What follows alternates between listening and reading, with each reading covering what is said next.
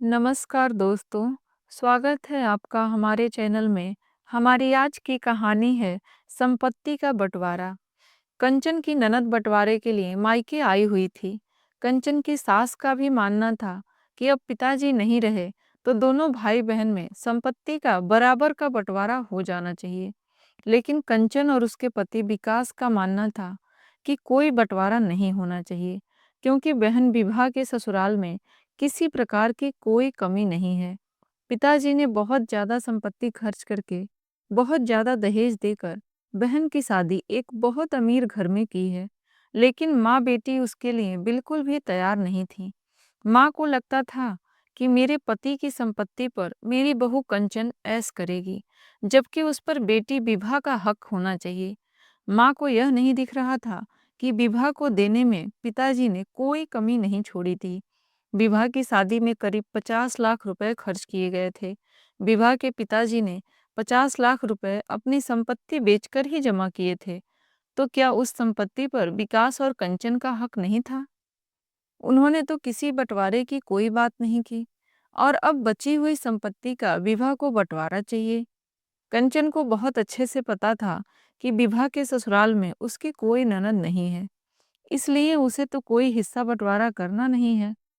जो कुछ है सब उसका और उसके पति का ही है, और मायके से उसे अच्छी खासी संपत्ति उसकी शादी में पिताजी ने दहेज दे रखी है, क्योंकि 1 करोड़ की जमीन बेचकर और 25 लाख रुपए कैश दिए थे। विभा के पिताजी ने अपने दामाद को, और 25 लाख शादी में खर्च किए थे, जो कि कहीं से भी मामूली रकम नहीं थी। लेकिन विभा का कहना था कि विकास को भी तो उसके ससुराल से अच्छा खासा दहेज मिला है, तो संपत्ति का तो बराबर का बंटवारा होना ही चाहिए। कंचन ने बोला, हाँ, मुझे मेरे मायके से अच्छा खासा दहेज मिला है, तो वह मेरे मायके की संपत्ति है, उसका तुमसे क्या लेना देना। और मैं दहेज लेकर इस घर में आई हूँ, तो मैं अपने मायके तो नहीं जा रही हूँ अपने भाई से बाकी हुई बची हुई संपत्ति का बंटवारा मांगने। जैसा तुम्हारे पिताजी ने तुम्हारी शादी में यहाँ की संपत्ति बेचकर तुम्हारे इतने बड़े घर में शादी की है, इसी तरह मेरे पिताजी ने भी मेरी शादी में मेरे मायके की कुछ संपत्ति बेची है। तो मेरा कोई हक नहीं बनता है कि मैं बची हुई संपत्ति में भाई से हिस्सा मांगने जाऊं। मैं खुश हूँ ससुराल में जितनी भी संपत्ति मेरे पास है, और ऐसा होना भी चाहिए। इस तरह से तुम्हारे पास भी ससुराल में अच्छी खासी संपत्ति है, फिर भी तुम्हें मायके की संपत्ति की लालच है। विभा ने बोला, मुझे उससे कोई लेना देना नहीं। आप अपने मायके में अपनी हिस्सा लें या ना लें, पर पिताजी का के संपत्ति में तो 2 बराबर हिस्से में करवा कर ही रहूंगी, और इसके लिए मुझे कानून का सहारा लेना पड़ा तो वह भी लूंगी। विभा की माँ यानी कंचन की सास विभा का पूरा साथ दे रही थी। विकास ने बोला, माँ की जिम्मेदारी भी आधी निभानी पड़ेगी। विभा ने बोला, इन सारी इमोशनल बातों का मेरे ऊपर कोई फर्क नहीं पड़ने वाला है। कानूनन है वह, और मैं मेरा हिस्सा लेकर ही रहूंगी। यह सारी बातें बोलकर तुम मेरा इरादा नहीं बदल सकते। विकास और कंचन को समझ में आ चुका था कि विभा और माँ कुछ भी करके संपत्ति का बंटवारा करवा कर ही रहेंगे। माँ को तो यह बात बिल्कुल बर्दाश्त नहीं थी कि उनकी बहू उनकी संपत्ति पर मजे करे और उनकी बेटी के पास वह संपत्ति नहीं जाए।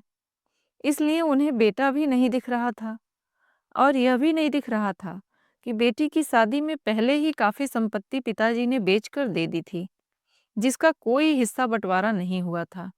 खैर, विकास और कंचन को समझ में आ गया था कि अब कुछ भी नहीं किया जा सकता, बंटवारा तो होकर ही रहेगा।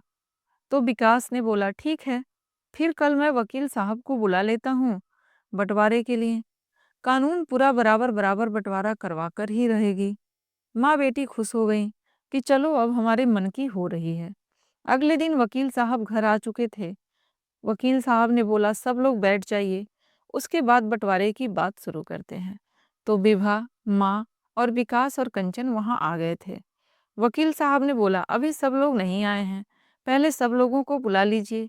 विभा ने बोला, अंकल, सब लोग तो आ चुके हैं, तब और कौन बचा है? वकील साहब ने बोला, नहीं, अभी 3 लोग और बचे हैं, वो अभी आने वाले हैं। विकास ने मुझे उनका नंबर दे दिया था, मैंने उन्हें कॉल कर दिया है। विभा को बहुत हैरानी हो रही थी कि कौन आने वाला है। थोड़ी देर में विभा ने देखा कि उनकी तीनों बुआ वहां आ गई हैं। विभा की माँ ने बोला, अरे आप तीनों यहाँ अचानक, क्या कोई बात है क्या? तीनों बुआ ने बोला, अरे भाभी, सुना है संपत्ति का कानूनन बंटवारा हो रहा है, तो हम भी यहाँ आ गए। इस पर विभा ने बोला, हाँ तो संपत्ति का बंटवारा मेरे और भाई के बीच में हो रहा है, फिर आप लोग यहाँ क्या कर रहे हैं? वकील साहब ने बोला, विभा, जब संपत्ति का कानूनन बंटवारा हो रहा है तो कानूनन बंटवारा ही होगा। तुम्हारे हिसाब से संपत्ति का बंटवारा नहीं होगा कि तुमने चाहा तुम्हारे और तुम्हारे भाई के बीच बंटवारा हो जाए। ऐसा नहीं होता। कानून सबके लिए बराबर है और मेरे पास सारे संपत्ति के कागज आ चुके हैं, तो इस हिसाब से मैं बंटवारा शुरू करता हूँ। विभा और उसकी माँ को कुछ समझ में नहीं आ रहा था, यह सब कुछ क्या हो रहा है। वकील साहब ने बोलना शुरू किया, आपकी सारी पुश्तैनी संपत्ति, जो कि विकास के दादाजी के नाम पर है, ना कि उनके पिताजी के नाम पर, तो उस पर विकास के दादाजी के सारे बच्चों का बराबर का हक बनता है। तो सारे जमीन की कीमत निकालने पर लगभग 4 करोड़ की जमीन निकलती है। उस हिसाब से 1-1 करोड़ चारों भाई बहनों के हिस्से में आते हैं। तो तीनों बुआ के और 1-1 करोड़ विकास के और विभा के पापा के लिए। लेकिन विभा की शादी में 50 लाख की एक जमीन विकास के पापा ने बेच दिया, जिस पर कि तीनों बुआ का बराबर का हक था और उनसे पूछा भी नहीं गया था। वह जमीन विकास के पापा ने बेचकर बेटी की शादी कर दी। तो उस 50 लाख में से तीनों बुआ के भी तो हिस्से थे। तो जो 1 करोड़ की जमीन विकास विभा के हिस्से में जा रही है, उसे बेचकर 50 लाख तीनों बुआ को दे दिए जाएंगे। अब बचे हुए 50 लाख रुपए, जो कि 25-25 लाख विभा और विकास को मिल जाएंगे। और रही इस घर की बात, तो इस घर के कागज भी विकास के दादाजी के नाम पर हैं। तो इसमें भी 4 हिस्से होंगे, तीनों बुआ और विकास के पापा के। घर में 2 फ्लोर बने हुए हैं, तो नीचे का फ्लोर के 2 हिस्से और ऊपर के फ्लोर के 2 हिस्से। अब आप लोग तय कर लीजिए कि आप लोगों को इन चारों में से कौन सा हिस्सा किसे रखना है। और फिर जो हिस्सा विकास और कंचन रखेंगे, उसके हम 2 हिस्से कर देंगे। आधा हिस्सा कंचन और आधा हिस्सा विकास का है। अब तो विभा और विभा की माँ की हालत खराब हो चुकी थी। कहाँ विभा की माँ ने यह सपना देख रखी थी कि गांव की जमीन बेचकर लगभग 4 करोड़ रुपए मिलेंगे, तो 2-2 करोड़ दोनों भाई बहन का आपस में हो जाएगा। अच्छी खासी संपत्ति मिल जाएगी बेटी को। और कहाँ हाथ में सिर्फ 25 लाख रुपए, और ऊपर से यह इतना बड़ा घर, उसके भी 4 हिस्से हो जाएंगे। और फिर जो हिस्सा उनके पास आएगा, उसके भी 2 हिस्से होंगे। तीनों बुआ बहुत खुश थीं और बोल रही थीं, हमने तो सपने में भी नहीं सोचा था कि हमें इस उम्र में इतनी संपत्ति मिल जाएगी, वह भी अपने मायके से। माँ ने बोला, शर्म नहीं आती आप लोगों को, इस उम्र में मायके आई हैं हिस्सा बंटवारा करवाने। तो तीनों बुआ ने बोला, भाभी, शर्म क्यों आएगी? जब हमारी भतीजी अपने मायके में अपना हिस्सा ले सकती है, तो हम क्यों नहीं ले सकते हैं? कानून तो सबके लिए बराबर होता है। उनकी बात सुनकर विभा को तो मानो सांप सूंघ गया था। कहाँ वह खुद को 2 करोड़ की मालकिन समझ रही थी और कहाँ उसकी तीनों बुआ करोड़ों की मालकिन बन गई। अब विभा और उसकी माँ को कोई बंटवारा नहीं चाहिए था, लेकिन विकास और कंचन को बंटवारा चाहिए था। विकास ने बोला, अब तो बंटवारा होकर ही रहेगा। विभा ने बोला, क्या भाई, कैसी बात कर रहे हो? मुझे कोई बंटवारा नहीं चाहिए। माँ ने बोला, पागल हो गया है क्या? विकास अच्छी खासी संपत्ति है, क्यों बंटवारे के चक्कर में अपने घर की संपत्ति बुआ के घर भेज देना चाहता है? इस पर कंचन ने बोला, क्यों, जब अपने घर पर आई संपत्ति विभा के घर पर जा रही थी, तो आपको कोई दिक्कत नहीं थी, पर अब वह संपत्ति बुआ के घर जा रही है, तो आपको दिक्कत हो रही है। अब तो बंटवारा होकर ही रहेगा, वह भी कानूनन। एक एक ईंट का बराबर बराबर हिस्सा होगा। माँ ने जोर से बोला, कोई बंटवारा नहीं होगा। वकील साहब ने बोला, मैडम, कानून आपके हिसाब से नहीं चलता। आपने खुद बंटवारे के लिए मुझे बुलाया है, और बंटवारा जब कानूनन होगा, तो ऐसा ही होगा, और कोई रास्ता नहीं है। विभा की माँ ने बोला, मुझे कोई बंटवारा नहीं चाहिए। लेकिन तीनों बुआ ने बोला, हमें बंटवारा चाहिए।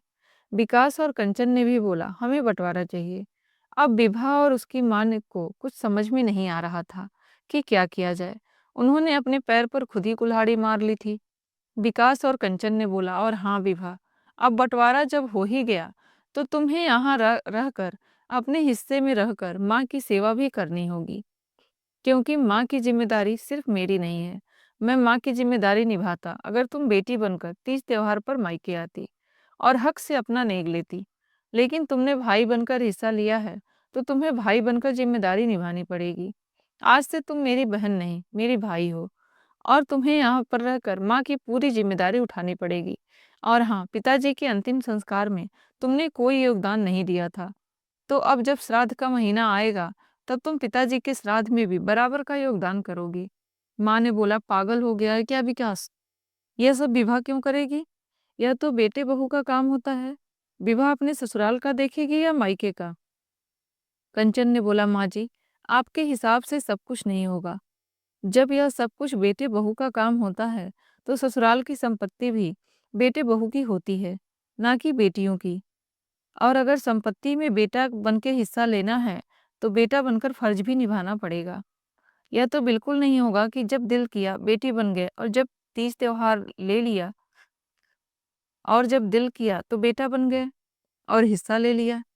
विभा और उसकी मां के पास कंचन और विकास की बातों का कोई जवाब नहीं था। विभा ने अपने लालच में आज अपना मायका पूरी तरह खो दिया था। विभा की मां ने अपनी बेटी के प्यार में पागल होकर, ताकि बहू की संपत्ति पर मजे ना कर सके, अपनी बेटी का मायका हमेशा के लिए छुड़वा दिया था। विकास और कंचन हर हाल में बंटवारा करवाने के ही पक्ष में थे और बंटवारा हो गया। तीनों बुआ ने अपनी सहमति से अपना हिस्सा विकास के नाम कर दिया, क्योंकि तीनों बुआ विभा के जैसी नहीं थीं और उनका कहना था कि हमारी शादी में हमारे पिताजी ने बहुत अच्छी खासी खर्चा किए थे, तो हमें मायके से कोई हिस्सा नहीं चाहिए। लेकिन हाँ, हम अपने भतीजे के साथ हर हाल में देंगे, इसलिए हम अपना हिस्सा लिए हैं और हम अपना हिस्सा अपनी मर्जी से अपने भतीजे को देते हैं। अब विभा के पास बंटवारे के नाम पर ज्यादा कोई संपत्ति भी नहीं थी और मायके से भी रिश्ते खराब हो चुके थे। साथ में मायके की जिम्मेदारी भी उसके सर पर पड़ चुकी थी। विभा को अपनी गलती का एहसास हो चुका था और साथ ही साथ माँ को भी। विभा ने बोला, भाई भाभी मुझे माफ कर दीजिए, मुझसे बहुत बड़ी गलती हो गई है। मुझे कोई हिस्सा बंटवारा नहीं चाहिए, जो जैसा चल रहा था वैसा चलने दीजिए, बस मेरा मायका हमेशा बना रहे। लेकिन कंचन और विकास अब इस बात के लिए तैयार नहीं थे और उन्होंने बोला, विभा, यह तुम कैसी बातें कर रही हो? कैसा मायका? मायका तो बेटियों का होता है। तुम तो बेटा हो, क्योंकि तुमने बेटा बनकर हिस्सा लिया है। तुम्हारा यह मायका नहीं, घर है। तो अपने घर में रहो और माँ के प्रति अपनी जिम्मेदारी निभाओ। मेरी आज से कोई बहन नहीं है, बस एक भाई है और दोनों भाइयों में बराबर का बंटवारा हो चुका है और दोनों भाई बराबर बराबर अपनी जिम्मेदारियां निभाएंगे। विभा ने बोला, भैया ऐसे कैसे हो सकता है? मैं मेरा ससुराल देखूंगी या मायका? मुझे ससुराल ज़्यादा देखना ज़रूरी है, क्योंकि वहाँ सब कुछ सारी ज़िम्मेदारी मेरे ऊपर है। मैं मायके में माँ का ख्याल कैसे रख पाऊँगी? कंचन ने बोला, तो यह सब कुछ तुम्हें पहले सोचना चाहिए था। विकास और कंचन अपने तीनों बुआ को गेट तक छोड़ने चले गए और जाते-जाते उनसे यह बोला कि बुआ, आप लोग तीज त्योहार पर आते रहना। आखिर बेटियों के तीज त्योहार पर आने से ही तो घर की रौनक होती है और इस घर की बेटियां तो आप ही हैं। तो हर तीज त्योहार पर और राखी पर अपने मायके जरूर आइएगा। और बुआ को छोड़कर अंदर आने के बाद कंचन और विकास चुपचाप अपने कमरे में चले गए। विभा और माँ उन्हें जाते हुए देखते रह गए और उनके पास कंचन और विकास की बातों का कोई जवाब नहीं था।